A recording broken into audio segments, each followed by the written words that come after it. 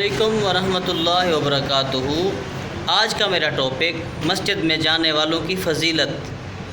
حضرت سیدنا ابو ہریرہ رضی اللہ تعالیٰ عنہ روایت کرتے ہیں، جناب رسول کریم صلی اللہ علیہ وسلم نے ارشاد فرمایا کہ جب بندہ مومن اپنے گھر سے مسجد کی طرف رواں دواں ہوتا ہے تو اللہ تبارک و تعالیٰ کا اس کے اوپر بڑا فضل ہو جاتا ہے۔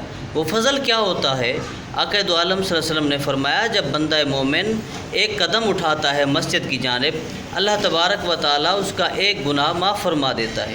جب دوسرا قدم اٹھاتا ہے تو اللہ تبارک و تعالیٰ اس کے اعمال میں ایک نیکی لکھ دی جاتی ہے۔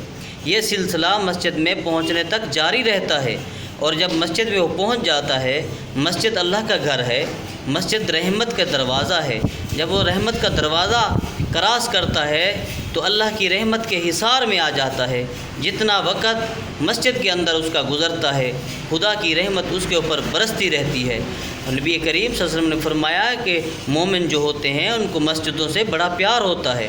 دعا ہے اللہ تبارک و تعالیٰ کی ذات سے ہم سب کو پنجگانہ نماز باجماعت مسجد میں جا کر ادا کرنے کی توفیق عطا فرمائے۔